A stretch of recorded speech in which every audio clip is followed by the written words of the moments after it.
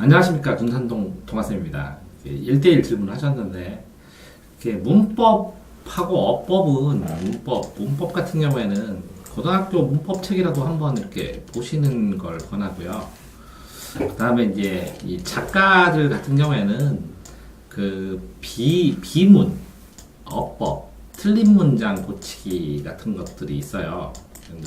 비문이나 어법을 보면 국어 어법 중에서 틀린 문장 고치기 하는 게 예를 들어서 네이버의 기출비라는 사이트에서 어법 문제를 찾든지 해서 틀린 문장 고치는 거를 고쳐 보시면, 그다음에 맞춤법 같은 경우에는 이렇게 이 한글 파일에다 집어넣으면 이상한 거 나오는데 생각날 때마다 찾아가지고 기출비에서 비문과 어법을 찾아서 보시고, 그 다음에 문법도 고등학교 문법 정도는 찾아서 공부를 해보시는 것이 좋을 것 같고요. 그 다음에 이제 글 쓸 때 이제 묘사, 보통은 이제 줄거리 서사 갈등이 문제가 되는데, 서사 같은 경우에는 한 80%가 좌우가 되고, 묘사 같은 경우에는 한 10% 좌우가 되고, 이렇게 돼서, 국어적으로는 그렇습니다. 국어에서 묘사는 그림 그리듯이 그려줘야 돼서, 실제로 이렇게 특정해서 외양 묘사 정도를 묘사라고 해요. 물건이나 외양을 그림 그리듯이 상대방이 연상을 해서 정확하게 뭔지 떠올릴 수 있을 때, 국어에서는 이렇게 그림 그리듯이의 외양 묘사를 묘사라고 부르는 건데요. 지금 이제 작가가 될 사람이라고 하면 묘사를 일반적으로 아주 넓게 심화해서 설명을 해보면, 자 보세요. 미술에서도 정밀묘사라는 게 있어요. 정확하게 그리는 건 똑같이 그려주는 거고, 크로키는 움직이는 동작을 특징만 표현해서 묘사를 하는 것입니다. 그래서 둘 다 묘사라고 할 수가 있는데, 이렇게 묘사를 할 때는 이렇게 최대한 현실을 모사했는가, 똑같이 모방해서 사진처럼 모사했는가, 아니면 특징을 잡아서 썼는가 라는 것이거든요. 그러니까 결국은 크게 묘사를 보면 상황 묘사라고 할 수 있어요. 시대, 역사, 현장에서 어떤 상황이냐. 그러니까 어떻게 하면 되냐면, 어떤 순간을 딱 눈 감고 그 순간을 그대로 내가 써줘요. 그러려면 어느 것이 주고, 어느 것이 계기고, 어느 것이 먼저고, 어느 부분부터 해야 되고, 어느 거를 강조해야 되고, 이런 것들, 이런 두 개의 고민들이 막 빠집니다. 또 설명하고요. 이 상황을 어떻게 보면 시간 묘사, 공간 묘사, 그 다음에 인간 묘사, 이렇게 세 개가 답니다. 시간, 공간, 인간이 상식의 3간이고 역사의 3간이기 때문에 시간 묘사를 해주면 되고, 공간 묘사를 해줘야 되고, 사람 묘사를 해야 되는데, 시간, 공간 말고 요새는 소재 배경이라는 게 많이 나오거든요. 소재. 그러니까 어떤 글에서 은행나무의 역할, 아니면 뿌연, 탄광의 탄가루의 역할, 이런 것처럼 소재 배경에 대한 느낌 묘사, 분위기 묘사, 이런 것들이 있는데, 사람은 이제 외양 묘사는 이거 밖으로 외면적인 거니까 외부 모습, 내면적인 성격 묘사, 심리 묘사, 이런 것들도 다 묘사라고 할 수 있습니다. 그렇지만 심리 묘사는 국어적인 표현은 아니고, 국어에서 묘사 시험 볼 때는 이게 외양 묘사죠. 어쨌든 이 외양도 사진처럼 아주 자세히 할 수 있고, 캐리케처럼 특징을 잡아서 할 수도 있잖아요. 그런 것처럼 이 글을 쓸 때 이게 묘사를 어떤 방식으로 해야 되는지가 이게 연습이 안 되면 굉장히 힘들다는 거죠. 자, 묘사를 직접적으로 심리 묘사를 하는지 돌려서 간접적으로 하는지에 따라서 느낌이 다르고요.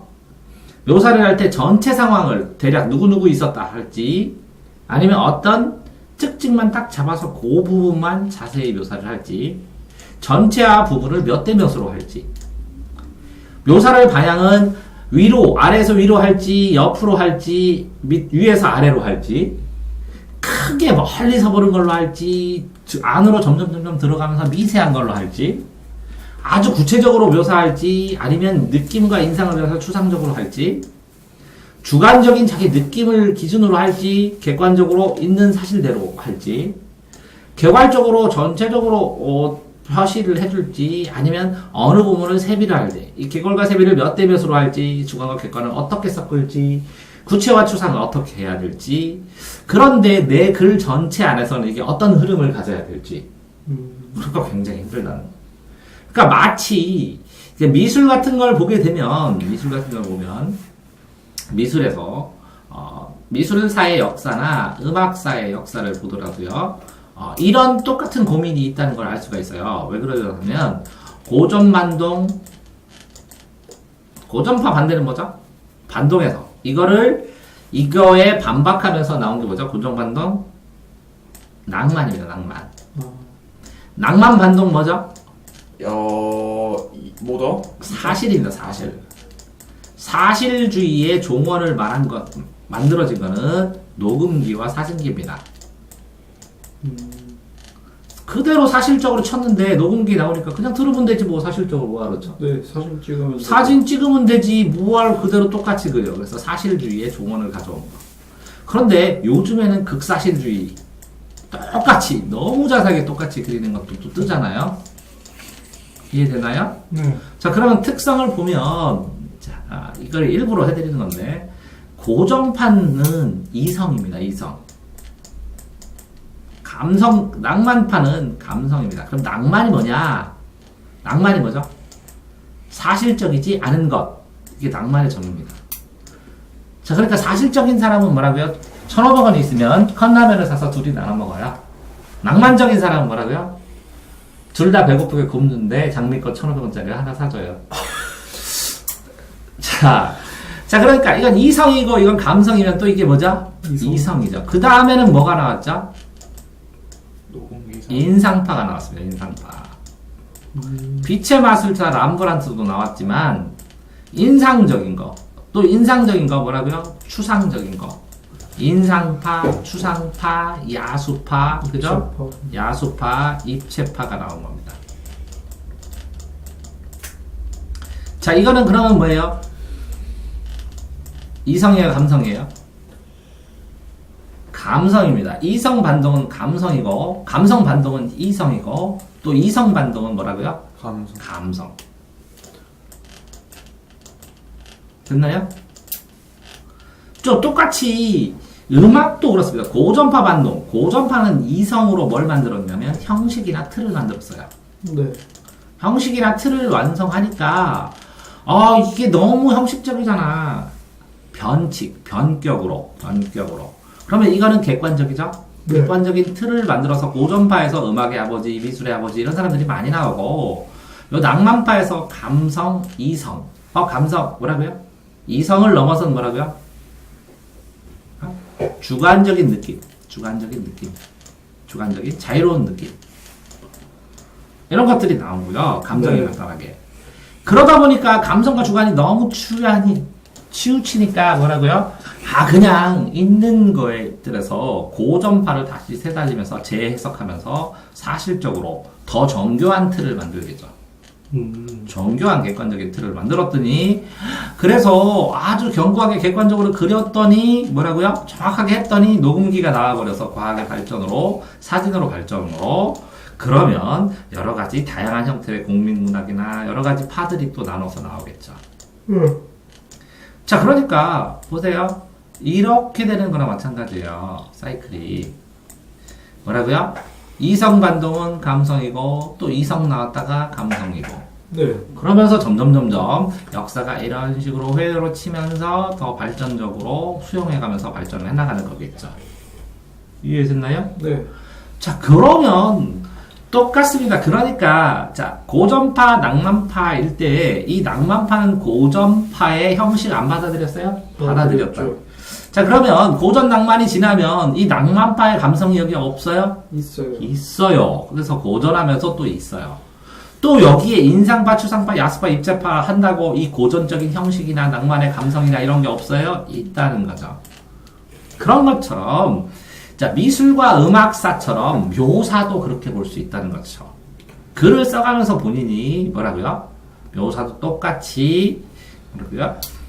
이렇게 이성적으로 객관적으로 묘사를 했으면 주관적으로 묘사도 할 수 있어야 되고 객관과 주관의 묘사가 합쳐지면서 더 정교한 묘사도 할 수 있어야 되고 자, 그러면 이 묘사를 어떻게 훈련하면 좋을까? 이론수 아니고 그냥 상식으로 하니까 그래도 첫 번째 내가 생각할 때 이 묘사를 설명할 때는 첫 번째는 뭐라고요? 사진 보고 설명하기. 사진을 보고 그걸 설명한 다음에 최대한 자세히 써보는. 두 번째 묘사 훈련은 물건을 보고 설명하기. 사과, 펜 이렇게. 사물을 보고 설명하기. 세 번째는 어떤 상황을 탁 떠올린 다음에 상황을 가지고 설명하기. 네 번째는 이제 역사 상황이나 이런 글들을 읽으면서 그 상황을 내가 더 보충해서 재묘사하기. 자, 이런 거랑 똑같아요. 뭐 시를 그릴 때 또 이것도 괜찮아요. 간단한 시를 쓰고 시화전을 하거든요. 네. 시에다가 그림을 넣어주거든요. 그러면 글을 보면 그림을 떠올리기. 그림을 보면 글 떠올리기. 이렇게 하면 묘사가 조금 돼요. 그 다음에 6번 심리 묘사하기. 지금 내 심리가 어떤지. 객관적으로 묘사도 해보고 주관적으로도 묘사해보고 이렇게 해봐야죠. 그 다음에 7번 자, 사진, 물건 이게 객관적인 것들을 해오면서 이렇게 점점 주관적으로 파고들었잖아요. 그죠? 어떤 글 속에서 묘사 부분만, 묘사를 특화될 수 있는 부분만 집중적으로 다 찾아서 읽어보기. 그런 다음에 이 묘사를 내가 다시 묘사해보기. 이렇게 하는 게 더 낫지 않을까. 이렇게. 자, 8번. 영화를 봐요. 전쟁 영화를요. 네. 그러면 스틸컷 하나 딱 나오죠. 네. 그걸 글로 묘사해보기. 그 다음에 나중에 그 원작을 찾아보는. 점점 진행하시죠. 그죠? 이런 식으로 묘사를 연구를 해갖고 본인의 묘사글에 대한 퀄리티를 높인다는 것은, 그죠? 서사를 하더라도 상황을 이끌어 나가고 이렇게 나가잖아요. 어떤 것을 뭐라고요? 저 같은 경우에 이제 책을 읽을 때 딱 인생을 들어서 2번 경험했는데 책 안에 영혼이 동동동동 떠다녀요. 이게 독서 삼매라고 해요. 책을 읽는 것 자체를 잊어버려요, 제가. 그래서 답답해요. 왜 답답하면 딱 보니까 책장 넘길 게 없어요. 나는 지금 책 읽고 있었어요. 그런데 머리에선 뭐가 돌아갔다고요? 영화가 돌아갔다고. 그러니까 글을 글자로 보는 게 아니라 뭘로 봐요? 이미지로, 영상으로 읽혀요. 저절로. 그래서 영화가 한 편이 딱 끝나는 거예요. 그래서 제가 읽을 때 초반에는 좀 공들여 읽어요. 초반에. 그래서 내가 나름대로 이 작가의 해치지 않는 묘사를 해요. 머릿속에서. 그 다음에 이 영상을 돌려요. 자, 그런데 그런 경우가 많았어요. 이렇게 마지막으로. 어떤 이제 판타지 소설을 읽었는데 어떤 영화를 봤는데 이제 영화가 됐거든요. 근데 실망해요. 왜? 이 영화 감독의 이 묘사력이 내 상상력을 못 이겨요. 그래서 이긴 적이 없어요. 그래서 내가 원작을 넘어서는 영화를 본 적이 한 번도 없어요. 살면서. 새로 써도. 왜? 내 상상력이 훨씬 뛰어나거든요. 거기는 영화로 빵 해서 CG 효과를 하는데 나는 그거보다 더 화려하게 CG 효과를 내 머릿속에서 일으키거든요. 그러니까 사람에 따라서 이 묘사하는 것은 어떻게 보면 묘사하는 것일 수도 있는데 글을 읽는 능력일 수도 있다는 거예요. 글을 자신이 읽어내고 상상하고 보충하는 능력. 이해됐나요? 네. 자, 그래서 질문자가 질문하셔서 묘사에 대해서 한번 상세하게 제가 아는 한 상세하게 답변 드렸습니다. 수고하셨습니다.